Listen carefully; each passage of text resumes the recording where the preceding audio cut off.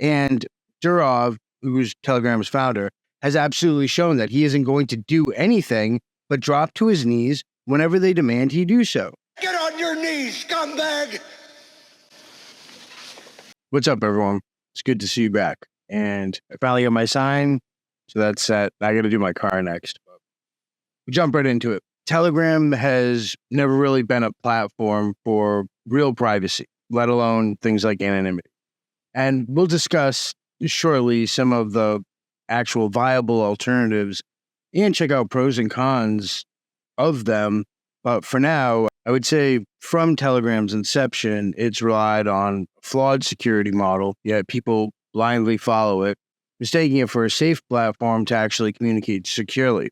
Recent developments have made it clear that Telegram isn't just ineffective for privacy, but it's also, fully surrendered to the demands of state surveillance. In its latest privacy policy update, Telegram announced that it'll share users' phone numbers and IP addresses with law enforcement whenever a valid court order is provided.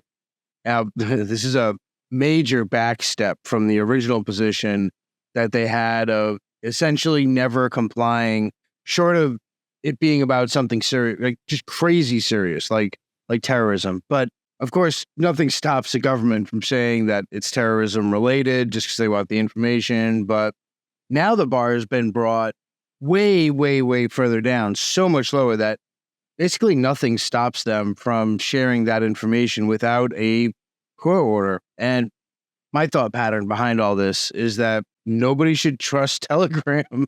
I mean, not because of some policy change, but rather because you see them back down and comply immediately and get so scared so quickly. The fact that they do this openly, for me, absolutely shows that they're petrified. This is absolutely reinforced because this was followed by the founder being interrogated for like a week or something. For those of you who care about privacy and or anonymity, this is exactly what we're expecting from Telegram's centralized model. Any platform that collects and stores personally identifiable information like phone numbers and IP addresses is inherently flawed when it comes to privacy. Centralized platforms, specifically by their very nature, though, are prone to things like governmental pressure and legal requests or demands. For example, in the case of the Ghost app, the AFP actually took it over and spread malware, basically embedded into the updates, which would be the next step for Telegram. Telegram's so-called dedication of privacy has been a lie from the start, which was why in my other video I said I disliked it. I didn't want to get too much into it, but I personally won't use it. The platform has never provided true anonymity or security, and now with the latest developments, it's actively exposing its users to things like law enforcement scrutiny. This video is not specifically about illegal or legal use cases of Telegram, but rather about its overall issues, and more so it's about other alternatives that you can actually utilize. So the fundamental problem with Telegram lies in its encryption, or lack thereof. The majority of Telegram's messages are not end-to-end encrypted. Telegram uses a system of server-client encryption for its standard messages, meaning that the company holds the keys to decrypt users' data, which is stored in its servers. While Telegram offers end-to-end encryption for secret chats, this is an optional feature and it's not the default. And very few users even actually realize that exists to begin with, let alone actually use it. And this is pretty bad, right? I mean, a privacy app should have a default of being like private, right? By contrast, apps like Signal, for example, use end-to-end encryption by default, meaning not even the platform itself can actually decrypt the content of the user's messages. And this is essential for maintaining privacy. Telegram's server-side encryption essentially turns into a ticking time bomb, if you will. The moment law enforcement issues a court order, Telegram has everything they need to hand over your data. Combine that with the platform's requirement for things like phone number, and it's fairly easy to see how Telegram users are leaving themselves exposed.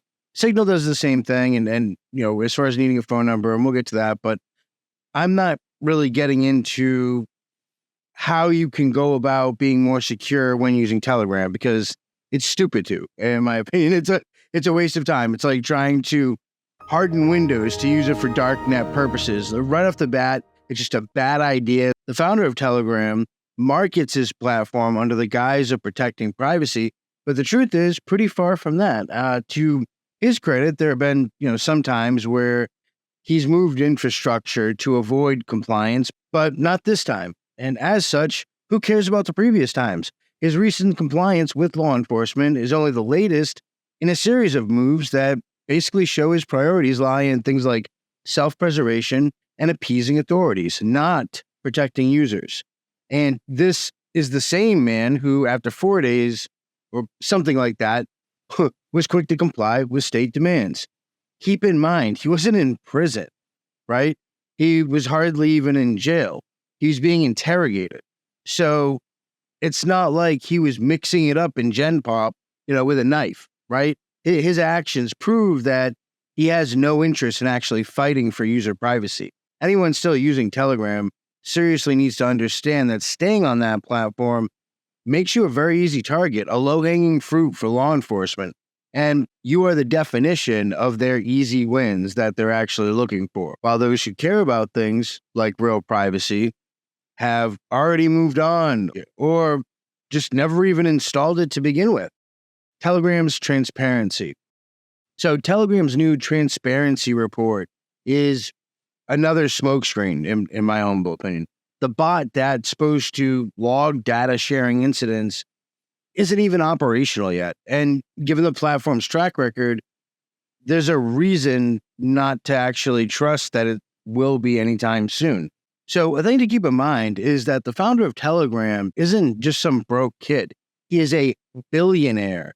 So this isn't a matter of technical resources like, he's in his basement trying to code updates and stuff. This guy could have easily had a bot active in a day with a, few contracted devs, or even better, could have actually fought the actual surveillance state instead of just getting on his knees immediately, given his financial resources.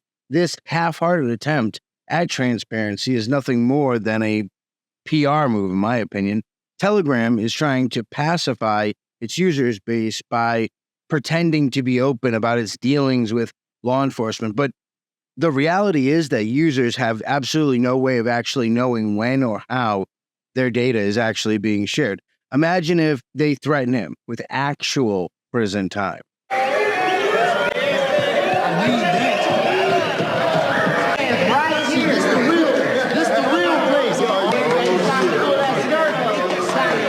Give him an ultimatum of, turning his app into malware, which law enforcement like the AFP have absolutely done in the past. In effect, we infected the devices, enabling us to access the content on Australian devices.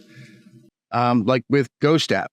Do you really see this guy being like, no, I'm not going to do that? That goes against my morals. Now, what's worse is the fact that Telegram is implementing these changes under the guise of combating illegal activity, which is laughable. It's not about protecting the users or curbing criminal behavior. It's strictly about complying with the state demands to avoid further legal trouble and being scared. Telegram has already shown that it's willing to compromise its user base to save itself. And this pattern is only going to continue as time goes on. Law enforcement's never going to be satisfied. And Durov, who's Telegram's founder, has absolutely shown that he isn't going to do anything but drop to his knees whenever they demand he do so. Get on your knees, scumbag! So I want to address my reasons for disliking Telegram.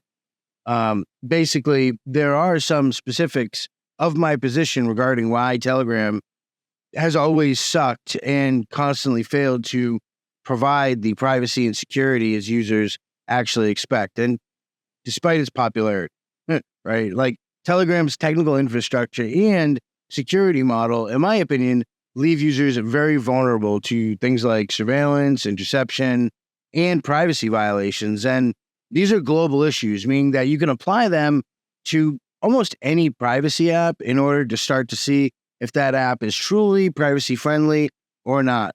In order to fully understand Telegram's flaws, we really need to break down some of the specific things. Server-side encryption. So most of Telegram's messages are encrypted using server-side encryption, which is fundamentally flawed for privacy, we'll say.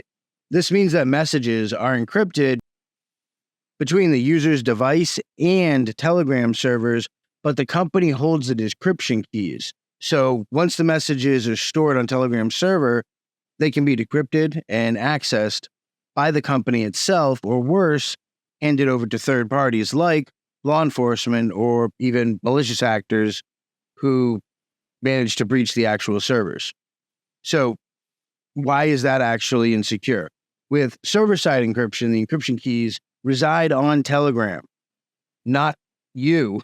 And this setup provides Telegram with the ability to decrypt any messages stored on its servers. Governments can pressure Telegram to release user data. So if we're going to give it a comparison, I would contrast this with the end-to-end encrypted platforms like Signal or Briar, where only the sender and the receiver hold decryption keys. And in these systems that exist, even the platform provider can't decrypt the messages, which renders them useless to any external party attempting to access them. And you have to ask yourself why this system was set up in the way it was set up. No default end-to-end encryption. So one of Telegram's biggest shortcomings is its failure to implement end-to-end encryption, or E2EE, by default. Most users are completely unaware that their regular chats on Telegram are not protected by E2EE.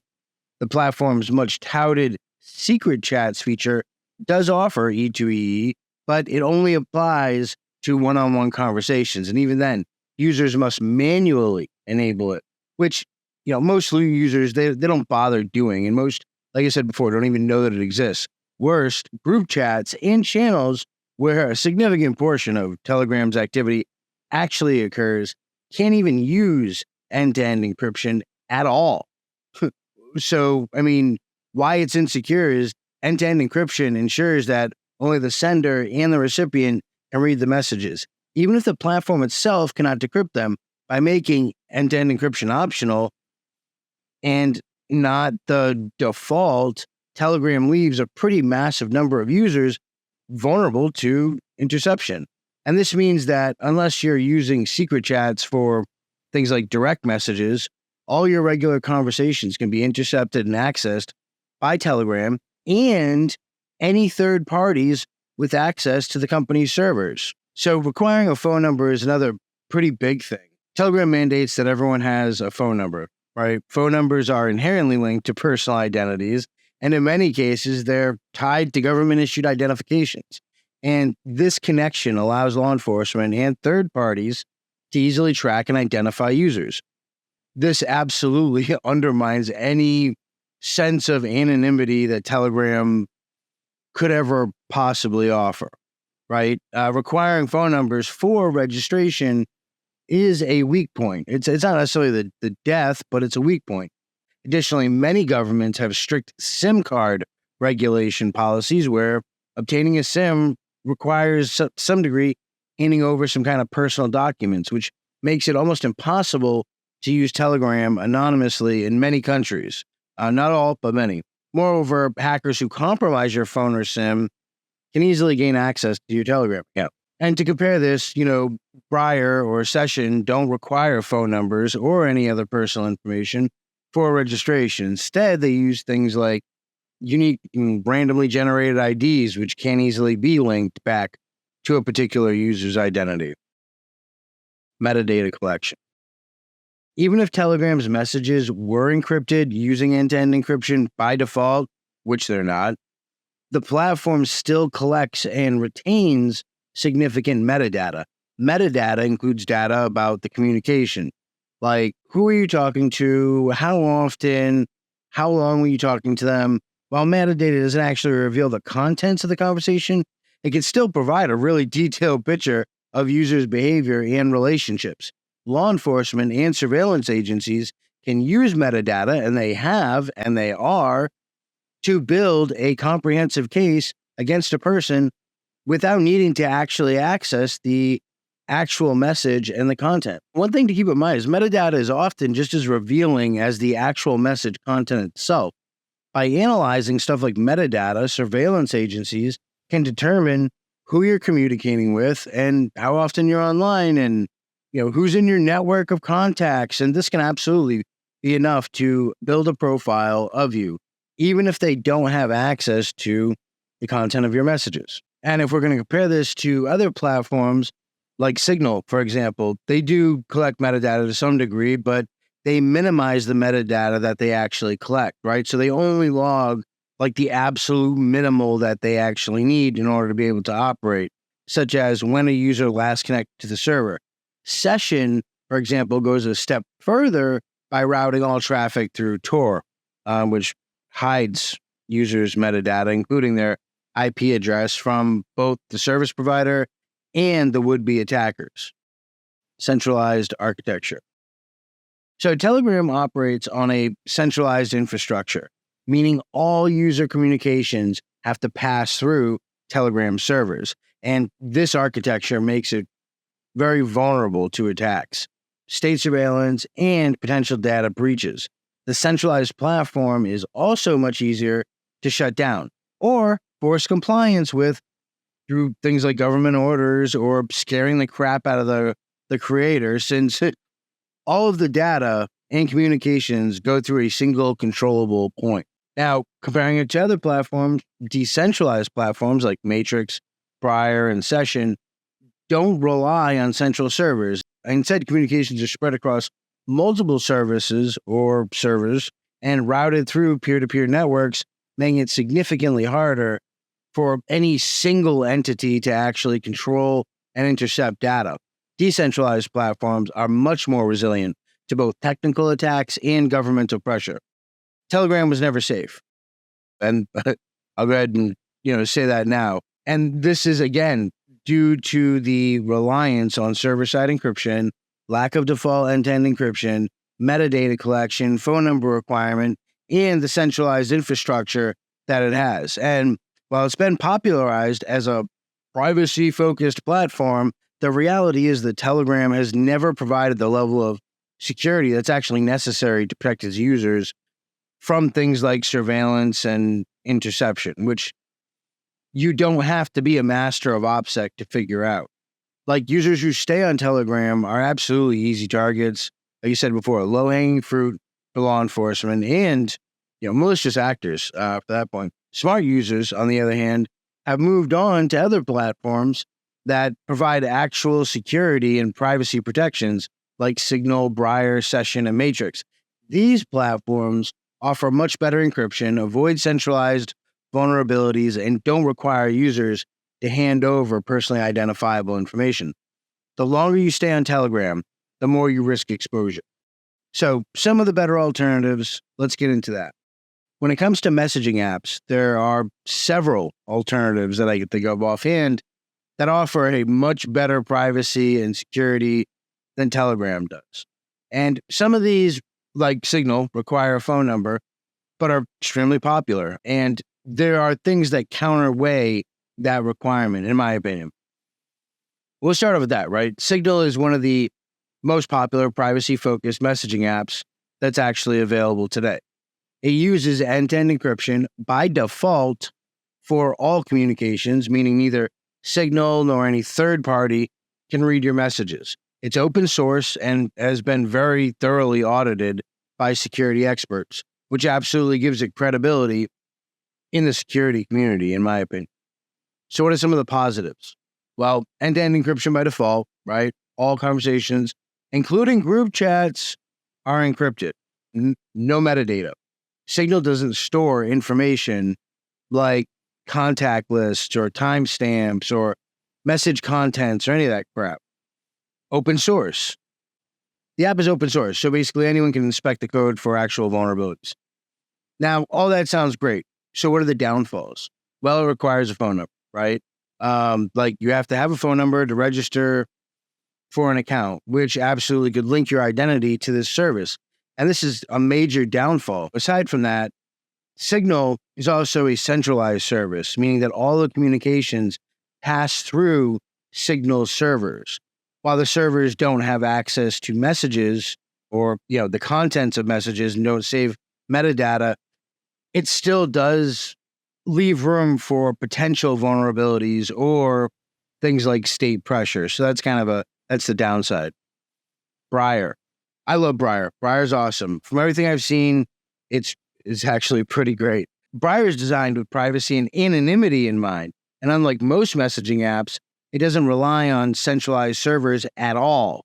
Instead, it uses a decentralized network where messages are relayed through Tor. It's very resilient and anonymous. So the positives of it is the fact that messages are routed through Tor, which makes it incredibly hard for any entity to monitor or trace communications. So what are the negatives? Well, it doesn't really have that many features. Like, it lacks a bunch of other features that are commonly found in messaging apps, things like voice over internet protocol, calling, or file sharing beyond text and images. And there's a really small user base that comes with Briar, right? Like, not a lot of people have it or have even heard about it. So it's not all that popular. Session. So Session's another pretty excellent alternative for those who want to avoid centralized services. And like Briar, it doesn't require a phone number or email for registration. It uses a decentralized model that routes all traffic through the Tor network and offers more user-friendly features than Briar, such as file sharing and group chats. Just some of the positive things about it are the fact that it's decentralized, which is a massive win. It doesn't require a phone number. It doesn't require an email, which is all awesome stuff. It has group chats and file sharing, which, again, is pretty phenomenal, and also begs the question of why people even use Telegram when we have options like this available. So what are some of the negatives? Well, since messages are routed through Tor, there can be some, things like latency issues that, you have slight delays when it comes to sending messages or in some cases receiving those messages. Also, Session has a smaller user base compared to apps like Signal, so it might be harder to actually convince your contacts to make that switch. So another one that I really like is Matrix with Element. Matrix is a decentralized communication protocol that offers end-to-end encryption, file sharing, and VoIP capabilities. It works with multiple apps, but Element is the most well-known Matrix client that most people use. And what set Matrix apart is that it's decentralized to its core, right? There's no single entity controlling all the communications, which I absolutely love. So, obviously, we'd put that in the positives category. Another positive, like I said, was end-to-end encryption. And that's the default. So, it ensures that no one can actually intercept your communications. Also, unlike Briar, it has a fairly rich feature set. Matrix supports group chats, file sharing, voice, and video calls, making it versatile for both personal and business uses.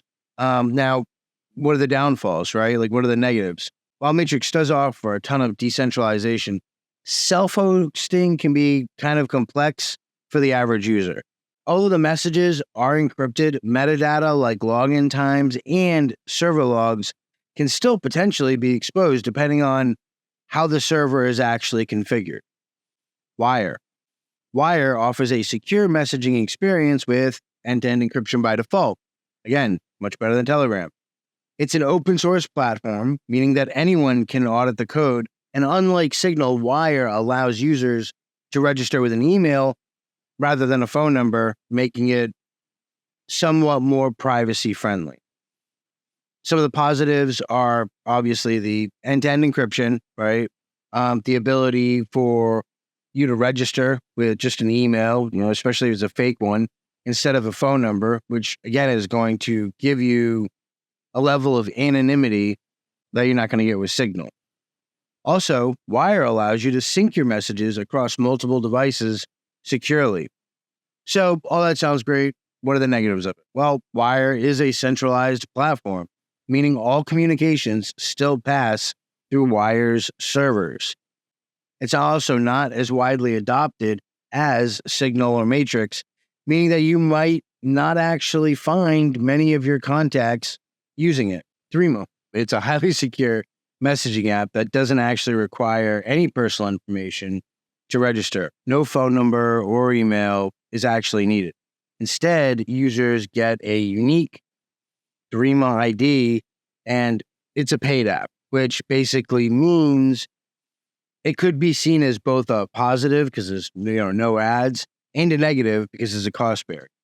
But some of the positives are the fact that you can register with a random ID, and it makes it a great option for anonymity. All communications are encrypted by default, ensuring that your data stays private and anonymous. Threema is also based in Switzerland, which is a country known for its relatively strong privacy laws.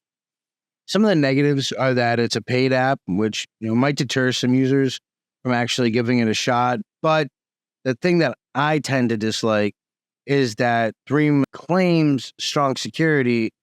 It's not open source. So the broader community can't audit its code for any vulnerabilities or see what's actually going on under the hood.